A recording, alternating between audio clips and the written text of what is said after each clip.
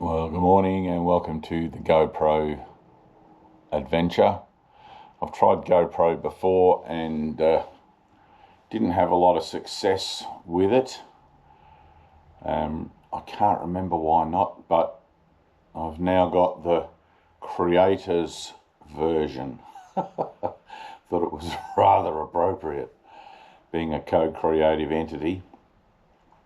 Apparently my phone is full, the storage is full, or the data is full or something.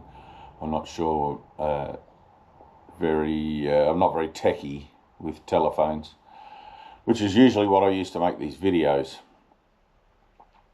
Now what am I doing there? I'm telling a story.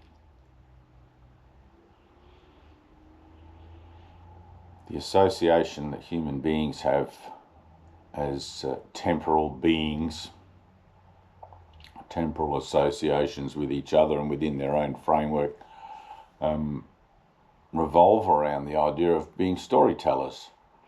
Everyone's got a story about themselves, where they're going, what they're doing, what's happening, all of this sort of thing, which maintains the idea and the persistence of the idea in the mind that the world is real, the world is some kind of version of reality. And Jesus says in the Course in Miracles that the opposite of life isn't death, it's another form of life. But looking around at this form of life,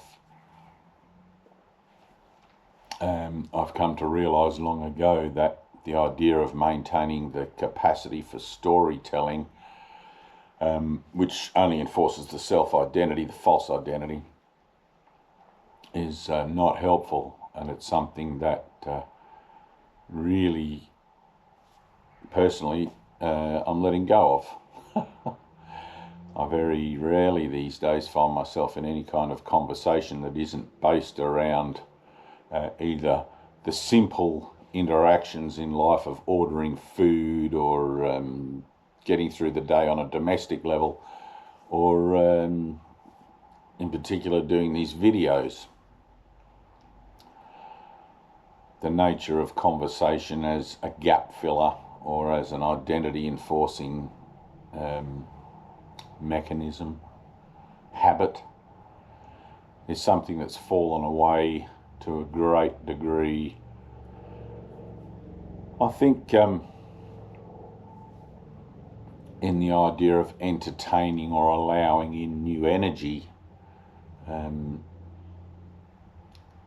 the same kind of manner as the 12-step program, like when people first start the program, the 12-step program, they're encouraged to talk, they're encouraged to express their story and tell their story as a way of declaring themselves and opening up to a vulnerable sort of place where they can realise that their story is no different to anybody else's story.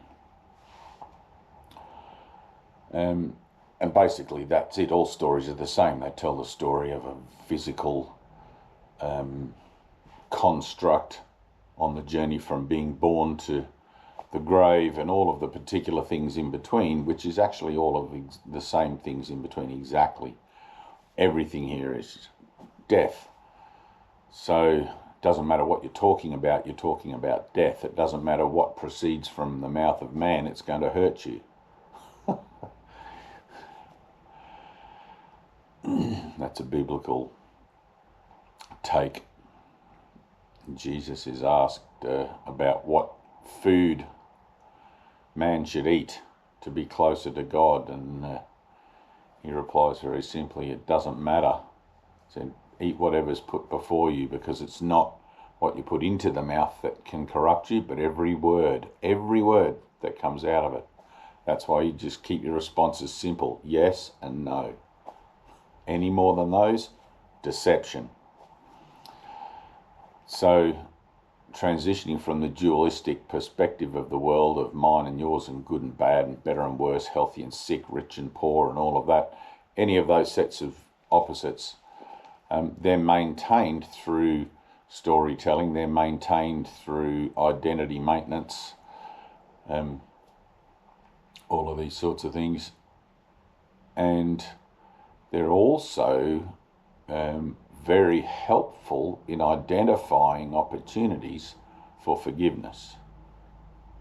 So when I sit and I'm examining personally my idea of the story that I have about myself as a Dave with an iPhone issue and a GoPro thing, and the screen's just gone blank, so I don't know if I'm actually still recording, but there's a light flashing. I'll continue.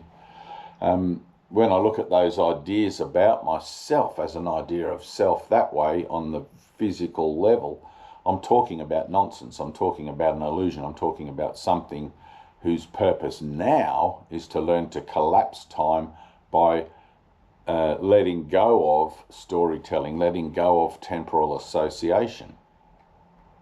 And I remember when that first really kicked in for me as a learning, and I began to notice that through offering up, right? So in the Course it says you've been told to bring darkness to the light, not the other way around. You can't bring sanity to insanity. You have to take your insanity and give it to the Holy Spirit, who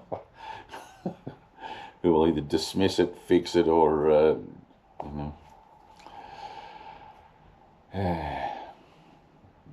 you get a reboot. But when I first started to notice that happening, I first started to realize that my interest in storytelling and maintaining an identity through that storytelling was falling away. I realized that wherever I went in friend groups, let's say, there's not really any friends in salvation, you're always meeting yourself, but in friend groups, to use a lower associative value, or in family groups or things like that, I really didn't have anything to say. I became the priest at the or the minister at the gathering. And I remember a television show where I forget what it was called. This group of small villagers would gather at the local pub or the local whatever, and the minister would always turn up and but have nothing to say, just sit there and have the obligatory sherry, but no story, unless somebody's interested in something spiritual, biblical, whatever, and then chat away, you know. So looking at that idea then of storytelling, of being a storyteller, there tends to be this attachment or this romanticism about it, based in historic references of how beautiful our stories have been, or how hard our stories have been, or how horrific our stories have been, and what we expect our stories to be in the future. And we give them a value accordingly compared to other people's stories, and we sort of locate ourselves, locate myself, keeping it singular, in time and space as an entity that has no reality, since reality is eternal and has no form. Big step to take conceptually, which is why you need to have an experience.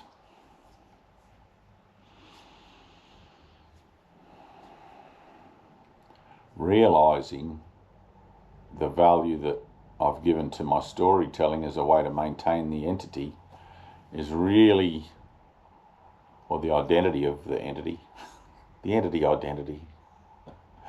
It's really only the first step. The second step is realizing what that's for, and that often comes as more of a shock to those who consider that their lives are given to God or devoted to God and serving and all of that sort of thing. But all of the storytelling, everything on the temporal level, everything of a temporal association that validates the form, is really to maintain denial of God. You could say to me, well, I have a new purpose now, which is healing, and the promulgation of that idea of healing out into the world, which is great. But the whole idea that salvation is not beyond immediate learning sort of negates the necessity, not the probability or the possibility, but negates the necessity for that ministry or that healing ship to take XYZ amount of time and fall therefore into the storytelling bracket and become just another identity, which is what happens on the spiritual level a lot. And if you look through the spiritual magazines, and if you look through little local newspapers, you'll find tarot card readers and clairvoyants, and you'll find all these sorts of people who possibly make a living out of whatever that is, and also use that as a way of presenting a face to the world as an identity. I'm a healer, I'm a this, I'm a that. The only truth in your nature at all is that I am. The only truth in my nature at all is that I am. So, and there's nothing can be said about that. There's nothing attributable to it. There's no conceptual association that sort of clings to it or pads it out or makes it more bona fide or anything like that. I'm part of God and so are you, and there's nothing more we can say about it. That keeps it simple. And remember that the whole purpose of mind training is to bring the mind to a peaceful place. So you might have the goings on of the day, you might have the in and out of chit chat and conversation and everything else like that, but the realization that, hang on, my goal is inner peace. Does this then disturb my peace of mind to be playing this part temporarily as a healer or as a teacher or anything like that? No, it doesn't. It doesn't. There's a recognition that being at one kind of association or being one intrinsically linked to my part in the plan, my part in the greater good, my part in the atonement, it cannot then hinder that part. It may still have elements of lower vibratory expression, etc., but for a while we need words, we need symbols, we need these things, because the vision, the overall vision, Christ's vision, Buddha vision, Krishna vision, whatever you want to call it, the altruistic vision of life is still so dim across the board in the collective conscious. So be about it, use the words, use the symbols, but without believing in them, without ascribing reality to them. So in that sense, then I'm the same as anybody else on the planet, particularly, but I'm just representing something different, representing an alternative to the cycles, the meaningless cycles of repetition that seems to make up the day, one day after the next, and we have a saying in Australia, same day, different shit. I don't know if any other countries in the world have that saying, but same day, different shit. We're a colourful people. But it's actually the same day, same shit. It just looks different, but don't be confused by the appearances of things. It's the same thing, no matter whether it looks like this or whether it looks like that. It's exactly the same thing.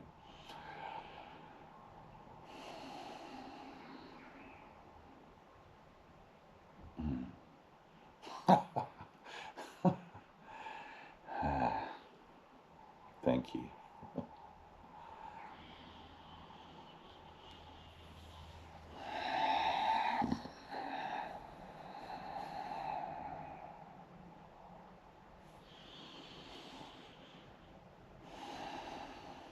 All right, I'll leave it there. I'm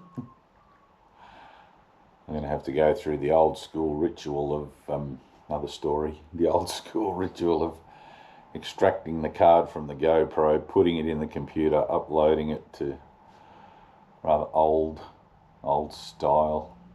I'm using my telephone as a hotspot. I don't really have my technology in order particularly. I know there must be a simpler way of doing things, but at the moment it's here and now. This is what it is. Accept what it is. It won't upset you.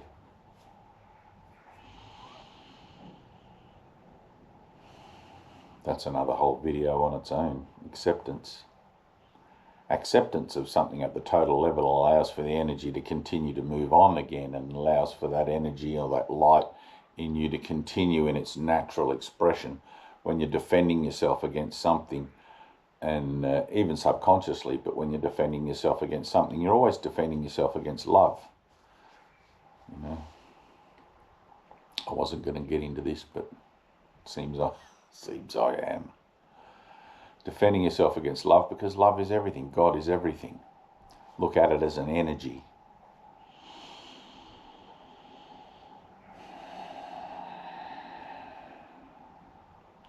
When I think I can choose how I want my ministry to look, how I think my place in the world should be, or what I'm worthy of or not worthy of, all of these things, I'm putting a block in front of my usefulness, in front of my capacity to serve.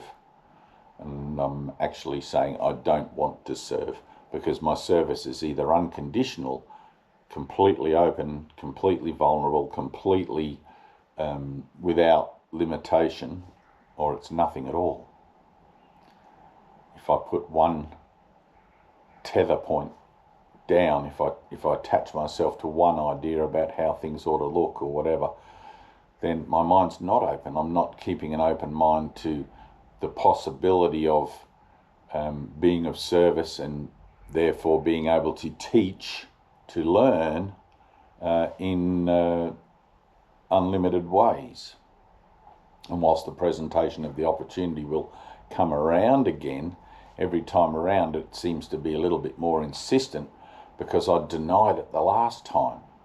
I recognised the harmonic, the vibration, the frequency in the energy of it, or the energetic of it, and it's like, oh, not this again, same thing, different person, same thing, different situation.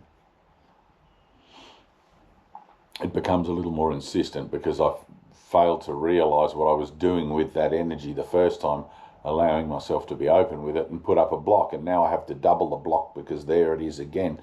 And eventually what you're doing is this. Every time it comes around, you're putting more and more, I'm putting more and more blocks, and eventually it's like you have a heart attack.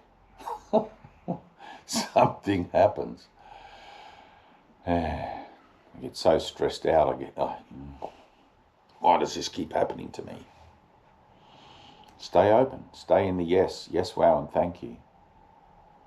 Yes, wow and thank you, or help if you feel like you can't. You never get more than you ask for, right? You never get more than you can handle. Sometimes it's pretty intense, but you have to see that you're not limited. You have to see, you have to be the witness to your own transformation and understand the nature of your mind to be able to transcend the, transform and then transcend the nature of what appears to be obstacles, right? You have to be able to remove those obstacles to peace in your life, rather than continue to hide from them or push them away or run it, you know, hold them down. I'm okay, I'm feeling fine. I think Sigmund Freud, he said unexpressed emotions never go away, they just come back later in uglier versions of themselves, or something like that. But he was right. Very clever mind, old Sigmund.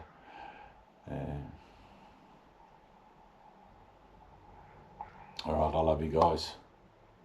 Let's see if I can do this. Ready? GoPro, stop recording.